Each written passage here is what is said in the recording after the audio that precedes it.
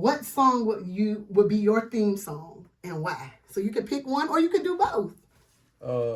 My drink, I would be lemonade because it's sweet and it's bitter. Okay. So, with that being said, just because you got to embrace the sweet times and you got to embrace the not so sweet times. I like that. So yeah, like I would be lemonade. It's good to drink most of the time, but sometimes it could be too bitter. Like sometimes, I don't want the lemonade, but you still thirsty, so you still drink it. I like that. So yeah, I like that. That's pretty cool. That's cool. I don't know. You didn't ask me, but this is for the listeners out there, more or less. If I had to pick a drink, I say I would be like a tequila sunrise. Okay. And the reason why I say that is because, tequila is nice and gentle and smooth, but it sneaks up on you. It surprises you sometimes. Yeah. Like, I present I'm not going to say conservatively. I will say I present more put together, but then as I get comfortable, I will show more layers of myself and more depth. So that's pretty much why. That's good. All right. So I'm going to get to these questions. All right, let's do it. So what prompted you to begin filming and creating movies? So originally I was watching, like during the pandemic, I was watching all of these movies at home. And movies on Netflix, movies on Tubi, movies on Amazon Prime Video.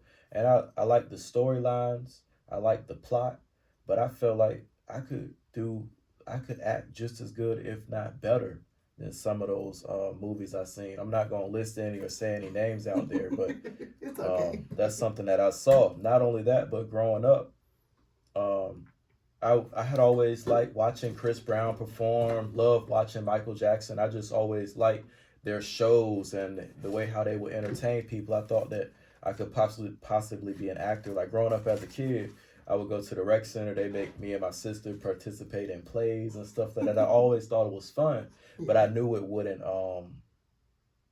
I wasn't willing to risk my livelihood or make that my career.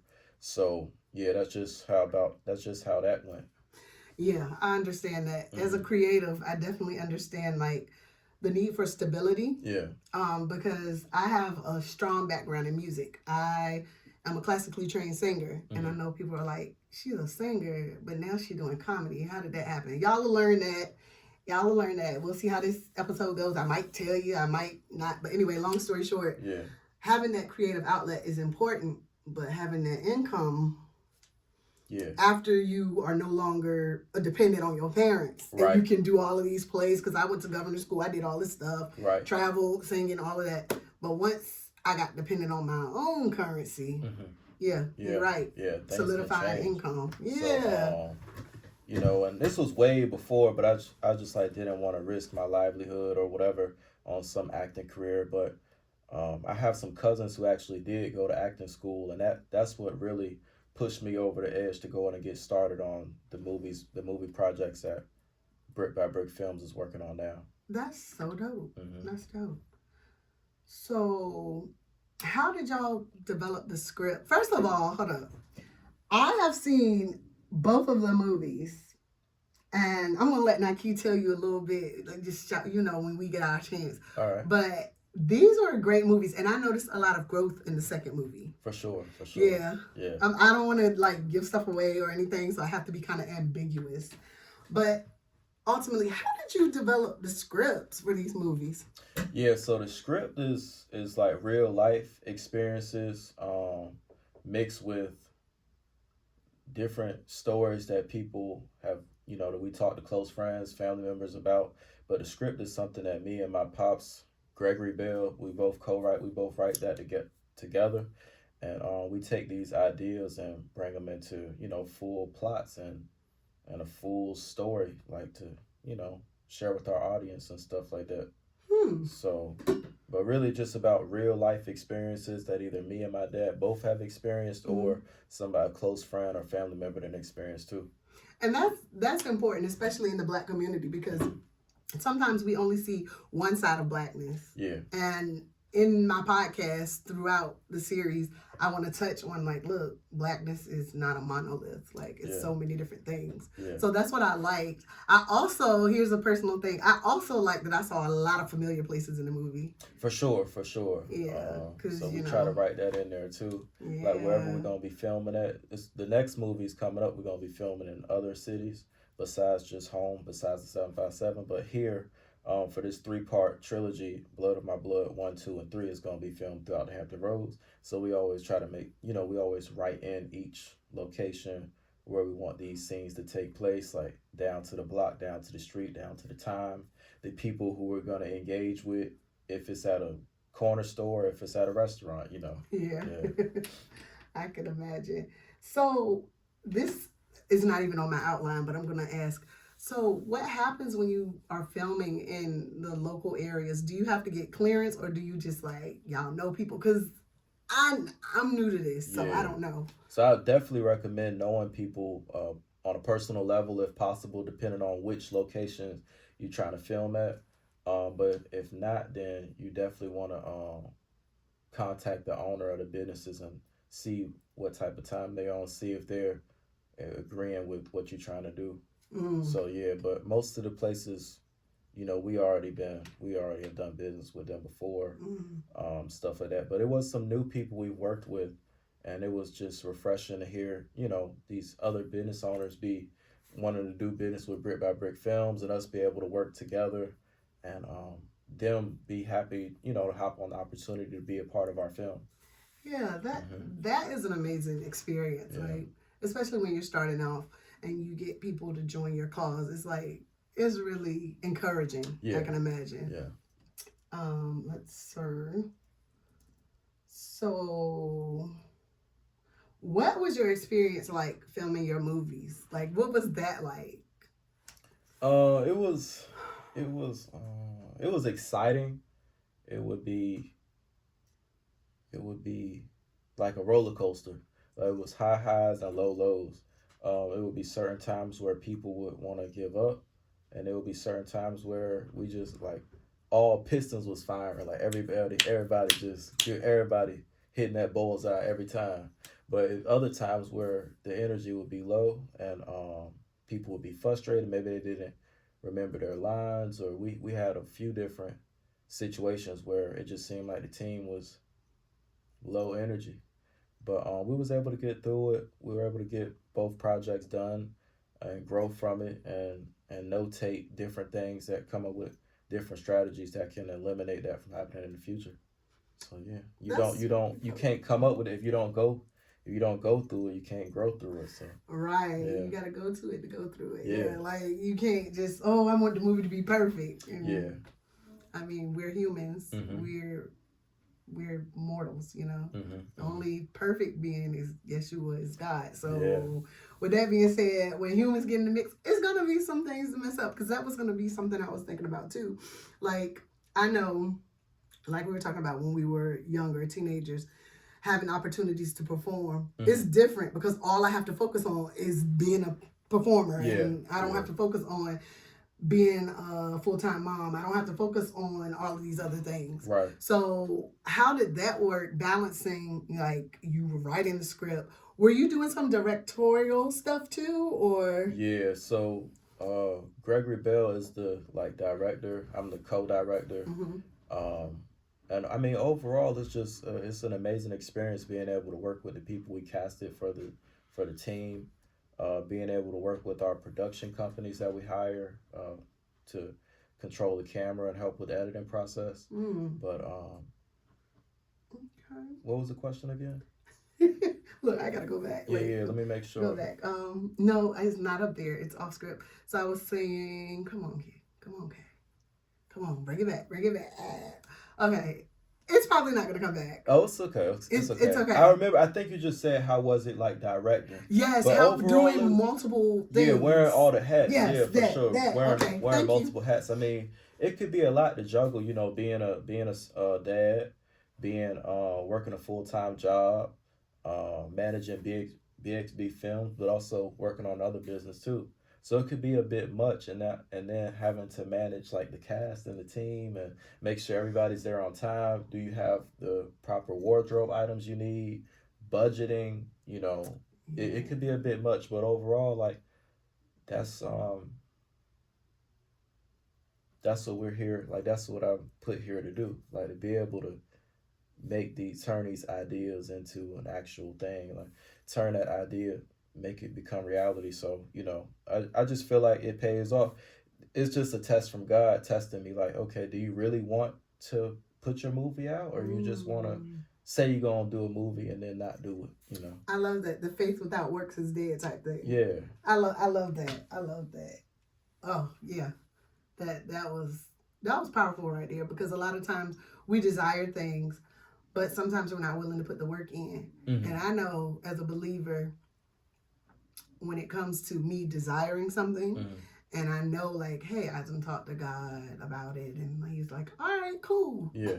Go ahead, you can do it. Yeah. But then I'm doubting it, like, are you sure? He's like, nigga, I told you, go ahead and do it. You know what I mean? Like, just go ahead and do it. And it's just that faith, and then doing the work. You have to have the work behind it. Your work is not, sometimes work is sitting there, but when it comes to this type of work, you have to be diligent and be consistent. Yeah. And sometimes showing up is enough work. And you'll find the opportunity. So I like that. Yeah.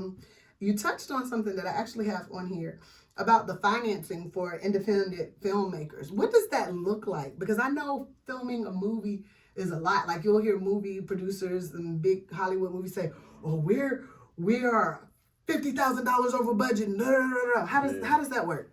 So when you write the script, I recommend also writing a budget right below that. So when you write the script, you want to have a target screen time. With that specific target screen time, you should be able to have a general number of how many hours you need to reach that film time. So if your screen time may be 1 hour and 30 minutes, if you have 1 hour 30 minutes screen time, you need to prepare a script that's probably 1 hour and 45 minutes. Just like certain scenes you're not gonna like. Certain scenes aren't gonna make the movie. So you want to be able to make sure you can at least achieve your goal of 1 hour and 30 minutes. So from there, you want to have generated a total number of hours you're going to need to film. So if you got a 1 hour and 30-minute movie screen time, you may need 30 hours of film time. Yeah. And then from there, that's when you can figure out what your budget going to be. So you multiply, let's say 30 hours times $50. Like, it's $50 per hour. So you got 30 hours, so that's what you're gonna need. It's about $1,500, right? But that's an example. Yeah, that's if you can film a movie for $1,500, I know a lot of people who be doing that. Yeah. But I the really quality seriously probably ain't gonna be the best though. Yeah. But I like that was so nice. He's so kind. He's like, no, the quality's gonna be trash. Let's call it what it is. Ain't gonna be like it's not your best product. But yeah, that's how I pretty much like generate the budget. Just break down how many hours, different cast members, like their needs, make sure they taken care of, wardrobe needs, transportation, trying to, different accommodations, some of everything. You also need an editing budget as well. Not only that, but you need an overage budget too. I feel like that's something that a lot of people forget about, like the overage budget. So the budget may be set at $5,000 for the film total, but just in case of any mistakes, issues, or anything that may arise in unforeseen circumstances, you need an overage. So I may put an overage to the side, like $1,000. So the target is $6,000, but the emergency is $6,000. So if I'm getting too personal, you can say, look, okay. So are you and your dad funding the films like completely on your own? Yeah. Wow. Yeah. That's dope. Yeah. That takes some real patience. It does. So you definitely, like, with that perfectionist mindset too, it's like, all right, not only that, my money on the line. Yeah, for real. It's your money, your time, energy, effort, and watching this thing grow from just an idea to where it's at today. We have viewers in Pakistan, we got viewers in Australia, Canada, Nigeria. It's like viewers from, all over the world. And that's what I want. I I love want to be that. able to promote that for our people. Like Brick by Brick was never made for just the 757. This was made to go worldwide. I love that. Yeah. Like y'all don't understand. Like watching, like I know some of the like a lot of the process, Yeah. and I was like, oh, like that's interesting. And just start, sparking different thoughts in my head because I'm a big thinker. Even though I talk a lot, I think just as much. Yeah. But yeah, that is amazing because I know I was able to go to the first movie premiere Right. back in February, Right. and y'all started recording that movie when? We started recording that, so that one took a while longer than what it was supposed to, because like you touched on earlier in the episode, like us being perfectionists. Yeah. And we could have been released it probably like 6 months before the date it was released. It was released the month of January, like the beginning of this year, so 2024.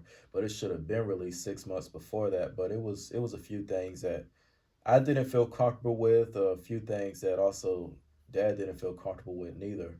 So we ended up pushing it back to make sure we got everything, all the nooks and crannies, like every single screw was tightened the way it was supposed to be. So we did that, and we released it a little bit later on. But I'm very grateful that we took our time and we were patient and made sure we put out a polished product.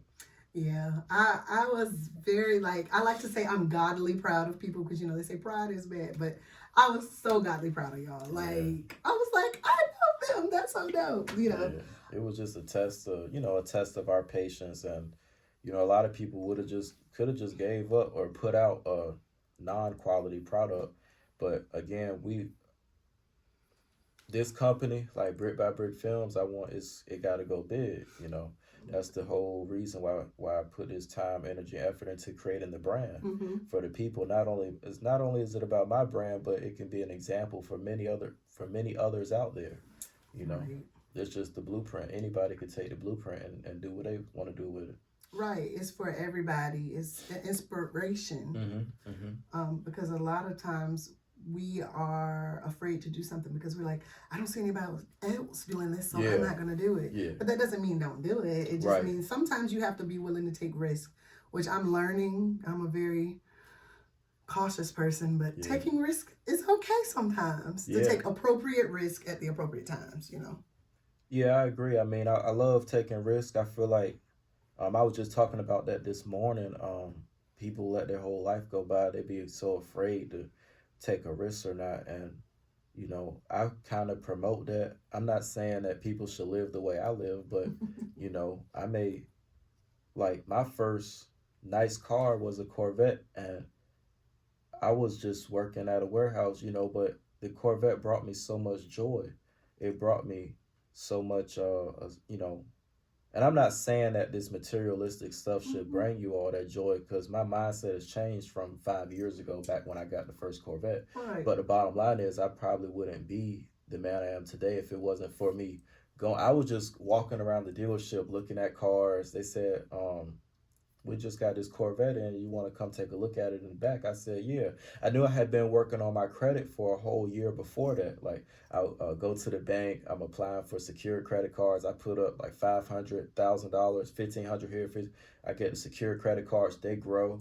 And then a year after that, I'm just walking around the dealership looking at cars. And then they tell me, well, we want to check your credit. They approve me. And I get the car payment not knowing how I'm going to pay for the car. You see what I'm saying? But what I do know is, I believe the first 60 days you don't have a car payment. So you got 60 days to come with the money, come up with your plan to be able to afford this car. But I'm bringing this up to say that you got to walk in faith. Like, when you take these risks, and understand that you can jump out the plane, and you may think you need the parachute on before you jump off the plane. But you can jump off the plane and put the parachute on and pull it. So, take risk, be mindful of the risk you take, but also keep in mind the faith aspect of it too. I feel like a lot of people out here today are losing faith and hope. And I want that story to be able to inspire some people to be willing to take that risk and have some walk in faith and you should be able to get anything it is you want out of life. To me, at that time, that Corvette was just a big achievement because I didn't see too many people riding around in them cars like that back then. So that's all. But at the end of the day, you know, I met my first multimillionaire. He was driving a Rolls Royce Wraith, and I've never seen a guy who looked like me in a car like that. You know, and he was very accepting, you know, like, hey man, sit in the car, take pictures, do this, do.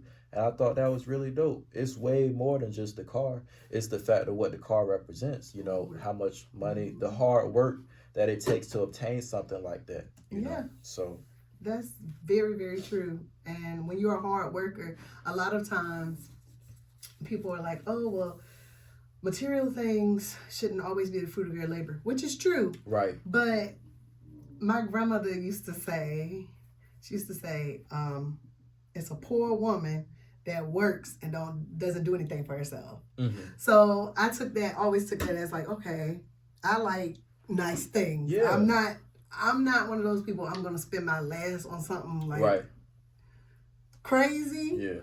But if I really want something, I'm going to strategize how I'm going to get it. For sure. And when it comes to certain things, I know the type of lifestyle that I'm striving to live. Right. I know I'm really good where I'm at a sweet spot now. Right. But I know what I want, and I know that requires more of me. Mm-hmm. You know, so that just requires me to have more faith and to work harder. Yeah. Yep. I like that. I like this. Okay.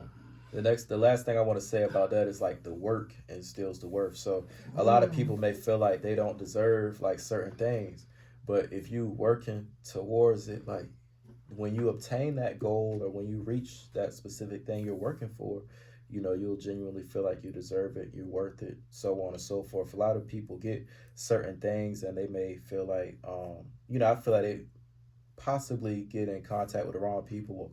Why you want that? Like, why you want the diamond Rolex? Or, you know, why you want the Lamborghini? You should be fine with the Honda Accord, right? But if that's something you want, like, God sent you that message for you. He didn't tell them get the Lamborghini. He told you to get the Lamborghini. Right. So don't let anybody talk you out of the different goals and dreams that you have for yourself, because that's what God put into your mind. So that's just how I feel about that. And when you work for it, you'll genuinely feel worth it. Like you deserve everything that you seek out. Everything that you want, you deserve it because you worked for it. Yes, you appreciate the things you work for more. For sure. Like, just an example. I know people are like, you talk about yourself a lot. But when you're talking and trying to be, I'm a relational person. Yeah. So you're trying to establish a connection with people. You only can give examples of what you know, right? Right. So I finished my educational specialist degree in May, okay? I had graduated from school before, but I did that because I wanted to do that. Right. You see what I'm saying? Like, I didn't do that. People were like, well, you don't really have to. You have a master. I'm like, I know I don't have to, but accomplishing something because I want to is just, you know, something positive. Yeah. And the thing is, a lot of times, and this is going to be a whole podcast episode, I might have to do a series on this, people will flock to the negative stuff, but when you're doing something positive, sometimes people are like, you know, they get that stank look. But yeah, for sure. You know, I feel like here at Brick by Brick, we have experienced some controversy due to the name. You know, like Brick by Brick originally started off as a clothing brand, so I'm selling my merchandise, and you know, people are always asking me, what does it mean? And you know, like, oh, you got the bricks in the trunk, or like, what did a brick by brick mean? You know, like you cooking up some bricks, or like, what do the brick by brick stuff mean, right? So I chose the name Brick by Brick just because like it's something hard, like something hard you gotta do, concrete, to build yourself up day by day, brick by brick.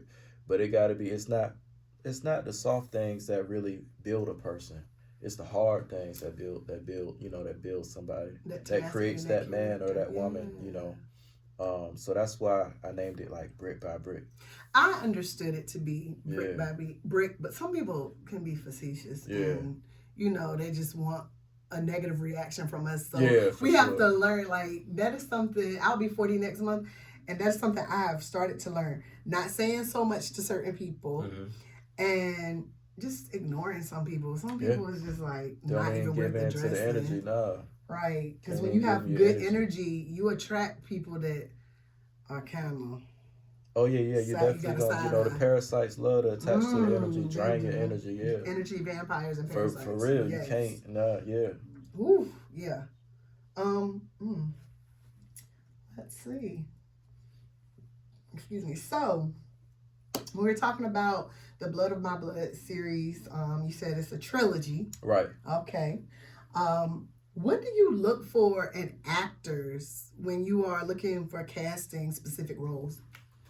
Yeah, so really, I just want to focus on their characteristics, their character, of course, the performance as well. When we do the casting calls, they act, um, they complete like a 3 minute segment of their favorite acting, they're acting out their favorite character in a movie, and then after that, we want to touch on some of the different characteristics and traits, and also their energy as well. But what I'm looking forward to, something that we've been successful at casting for our team, is people that's reliable, people that's trustworthy, people that's dependable. They're passionate about what they do, like no matter what it is. Of course, we're grateful that they're passionate about being actors in our films, but they're also passionate about the things they do on their in their day to day life as well. Mm-hmm. So just being able, like at Brick by Brick, we run things kind of like it's Brick by Brick family around here. It's not just like Mm-hmm. about um, just acting in our film or doing this or doing that. Like BXB, it's BXB family. I like that. So yeah. I like that because a lot of times when you are talking about the industry, what deterred me from going into the industry is it's a lot of devils in the industry. I'm not Yeah. even gonna hold you. We see all the stuff that's going on right Mm-hmm, now, mm-hmm. like stuff that people who have that knowledge, Yeah. we already had ideas of, Mm-hmm. but now the things are starting to be revealed, and it's like that. I was like, that's exactly why I didn't want to. I'm glad I didn't go because I always joke a little backstory. Initially, I did not want to be a teacher. I did not even want to be a singer. I wanted to sing for fun, Wow. but I wanted to be an entertainment lawyer. Wow. So I always joke and say, yeah, I could have been on what's the old buddy name? The one the one that they say somebody killed him. What's his name? What is that man's name? I know his name. It's slipping my mind. No, not Harvey Weinstein. What's the other one? The one that they say somebody that he killed himself. What was his name? White dude. I see his face in my mind right now. They had the Manifest and the Clintons and all them people, the Obamas, everybody was up there. Oh, I don't know. Let me look. I'm one of them people. When I know something. Like I know. I don't remember. Yeah, I'm not sure. Gosh. Okay, let's see. Epstein. Jeffrey Epstein. Mm-hmm. I always joke and say, man, I would have been on the Manifest, not because I would have been doing nothing wrong, just because I would have been like, well, I'm an attorney, and I'm going with my clients, they're inviting me out places. Yeah. Man, I would have been caught all the way up. Yeah. So I'm kind of glad. that went a little different, but that's one big thing that can deter you, the characters of the people. For sure. So yeah, we're working with loyal, dedicated, and passionate people. Those are the three things that we're really looking for as a team, for people to join us or work with us in front of the camera and behind the camera. Passionate, loyal, and dedicated. Those three things right there. If I pick up on those three different characteristics when they perform, they set at the casting meeting, like, yeah, they coming. Because of course they got to give us an introduction, and then we can do a phone call or something after that, and then go from there. Okay.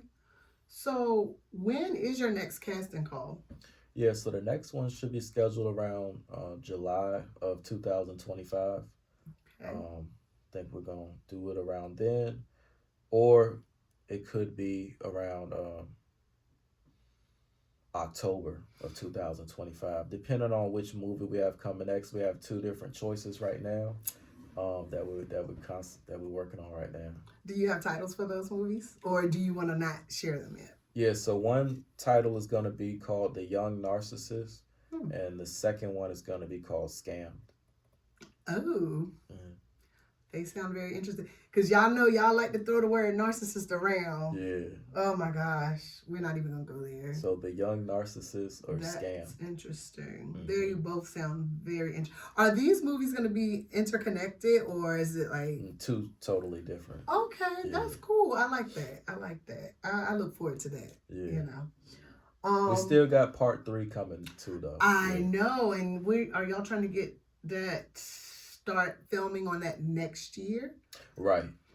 So we're gonna let Blood of My Blood 1 and 2. We're gonna let that cook, and then we'll drop a standoff film, and then come back to part 3. I love that because that's what they do. Because we are they. I'm gonna say that I'm including myself in this. Like I just invite myself. I don't know. Did I invite myself? I don't know. I just support y'all. Like we appreciate it. We appreciate all the support. We from everybody. We appreciate all the support just to, see our hard work and dedication paying off and people appreciating what we putting out there. They're watching it and they're giving us feedback. All of the feedback goes a long way. Yeah. And the good thing about a trilogy movie or a movie that has a sequel, I don't know, most people I know, but I know me, I'll go back and watch like the first movie. Yeah. Like I showed my class Home Alone 1 and we watched Home Alone 2, sequential. Right. Even if you've seen it before, because then it's like, oh, okay, I remember this, I remember that. Right. So that's what I did. And I was clapping. Yeah. I just get godly proud of folks. That's all I'm gonna say. So you said the next casting call maybe in July or October. Right, depending on which film we haven't selected the film yet. Okay, that makes sense. So that script, is that already being... The scripts are both being, I would say they're about 90% done. Yeah. So you actually have to hire people to edit your scripts? No. You don't? Because nowadays, they have Chat GPT. I'm not even going to hold you. Like, at my professional job, like I said, I'm a special ed teacher. I had to figure out some phrasing and things, and I think I'm a wordsmith. Like, I'm good, but I was like, okay, I'm tired of saying it this way. Chat GPT. Yeah. So, we write out the entire script we write out the whole thing. It takes some time. It's a lot of hours dedicated to coming up with these scripts and being creative and, having one rough draft and then, it may need some changes done to it, just to make sure we paint that picture the right way. So it's some hours to compose this script. Right. Then also make sure that we have the right target of our duration of the film. That too, yeah. And then making sure that it's true to the character, like your character Levi, like you wouldn't be like, hey guys, how's it going? Like that's why it's important for us to write and produce and create our own content. For sure. Because that's something I know going forward that when you make it to the even more places that you're gonna go, how they say all the places you'll go. Yeah.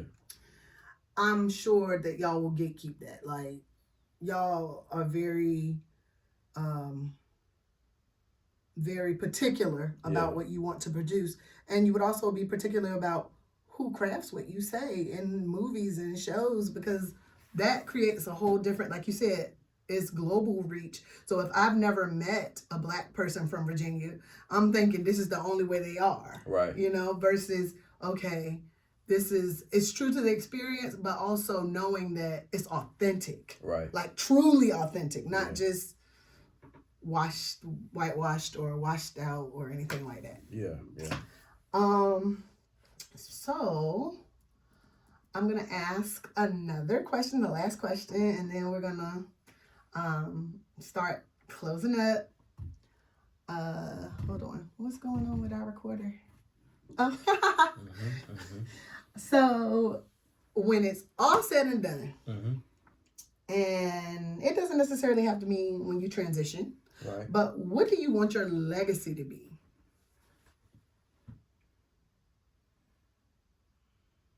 Yeah, so, I'm Nike Driscoll, also known as Mr.Brickbybrick.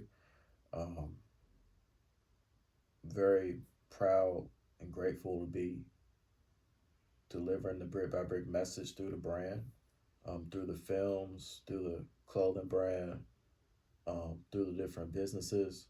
My legacy is Like I've just always been big on self development, um, which is why I created the Brick by Brick brand.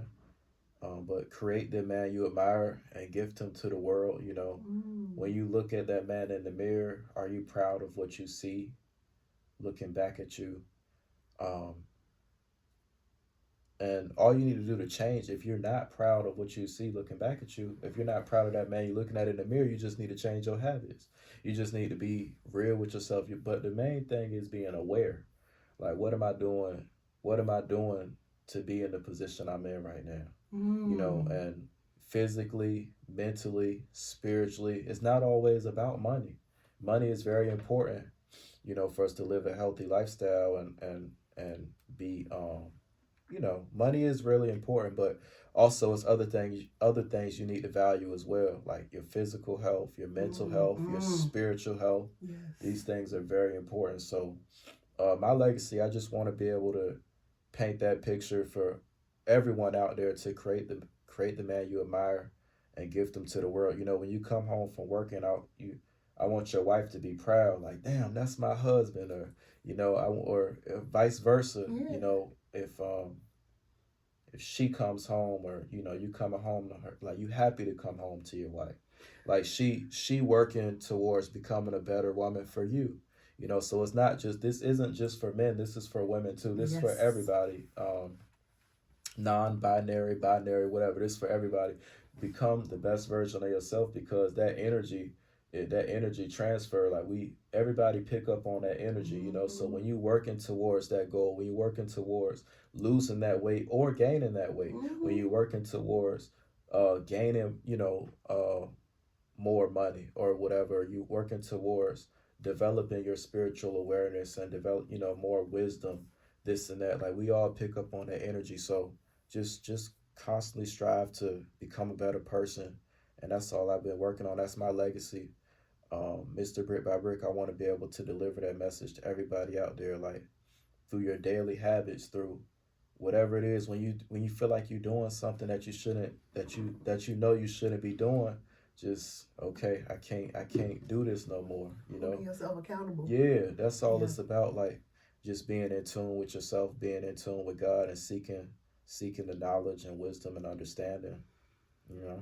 So my legacy through Brick by Brick, I just want to preach and practice self-preservation and development, because it's gonna go a long way, you know. Like I got my son, I want to be I'm going to be a great example for him, and I'm gonna take it real far, so he got to take it way further.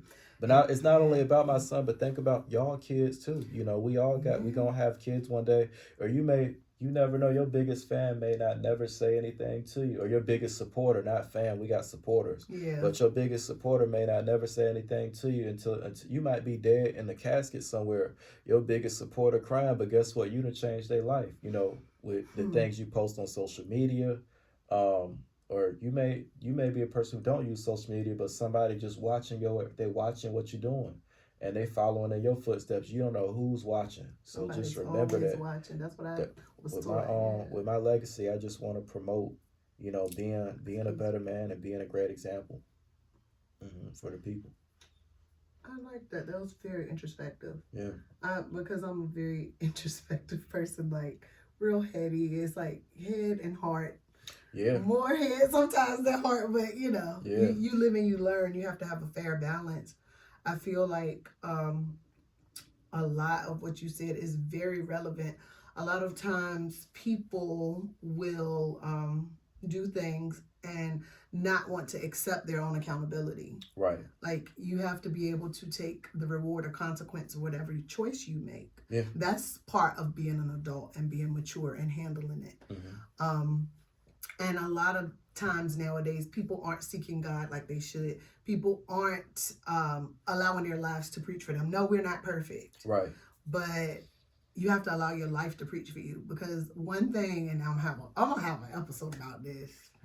One thing I do not like is when people are like, well, don't do this, don't do that. And they're doing the very things they're telling you not to do. It's contradictory. It's hypocritical. And I know I check myself sometimes because I can be the problem. You know how they say sometimes I'm the problem. Yeah. Sometimes I can be the problem. So you saying that it's helping me reflect a little bit more. Mm-hmm. We can learn from everybody, you know, like I love being able to learn from everyone. I learn from multimillionaires, but I learn from some people who are homeless as well.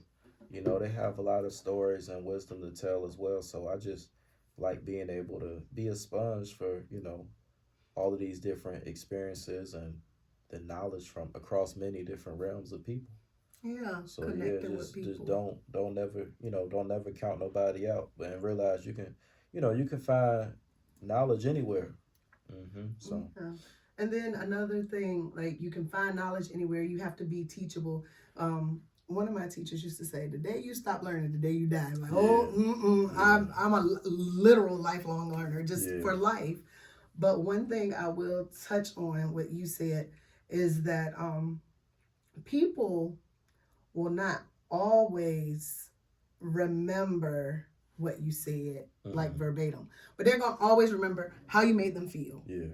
And when they felt this, and they're gonna remember those logistics. So that's why it's important to try to leave people in a good, positive space when you have good energy. You know, that's why that's important. For sure. Having those supporters around you that have that positive energy, that are praying for you. Yeah. You know, because you got to be versatile. People just like, all they want to do is smoke and drink. Okay, are you smoking and drinking and praying? Then we can do that. But if you don't know how to pray, then we can't even entertain all of that other stuff. You know what I mean? Like that's just my little 2 cents. Yeah. You know. So since we are at the end of the episode, I want to thank you so much, Nike, for coming in today. Because this young man is very busy. And coordinating, especially after the holidays, you know, I understand life be life. Yeah, it is. So I was like, that's why I was like, oh, this date, I know it's going to be a weird date, but I was like, shoot, I'm off for 2 weeks. Let me take advantage and let me see. And I took a chance, stepped out on faith, and it worked. It worked. So, Mr.Brickbybrick, you can share all of your social media information, any upcoming events. Yeah. All right, guys. So I'm Life with Nike on Instagram, Life with Naike, and then Mr. Brick by Brick on YouTube, Mr. Brick by Brick on YouTube. So y'all can follow me on there. Also, I'm offering mentorship through my Instagram. DM me Life with Nike, or you can add me on Facebook, Naike Driscoll, Driscoll. So with the mentorship, I'm going to help you go from zero to hero. This is for people out there making, you know, you may be making good money right now, or you may not be making good money right now. But trust me, we all start somewhere. I want to be able to help you go down the right career, just go down the right path in general. We all need mentors. I fully embrace it. I wouldn't be the man I am today if it wasn't for having mentors and having men that are in the position that I want to be in, like, you know, be able to give me some advice and guidance on different things. And I'm not saying you got to follow your mentor word for word, but it's always good to get some wisdom, experience, and some advice from some people who have probably been through what you've been through 100 times. So yeah, guys, you can contact me for some mentorship, and we can go ahead and get you together. Okay, we appreciate that. I know you're like, what? This lady got a whole paragraph. But especially since this is my first episode, so I got all this stuff to cover. So you can contact me at my Facebook is Kween Kay Mo, and that's all separate words.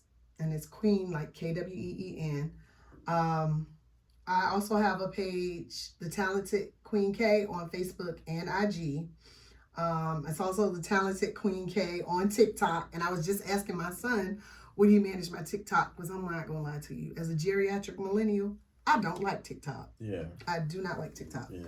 I do have a YouTube channel that I've had for years, and now it's getting more traction. Yep, that's good. So it's Kween Kay 757. I want y'all to like, share, subscribe. You know how the game goes. You already know. Now, if you want to contact me personally, please text me. I know people are like, oh, I'll call. No, text me. I'm a busy lady, so I'm not always able to give you that time on the phone.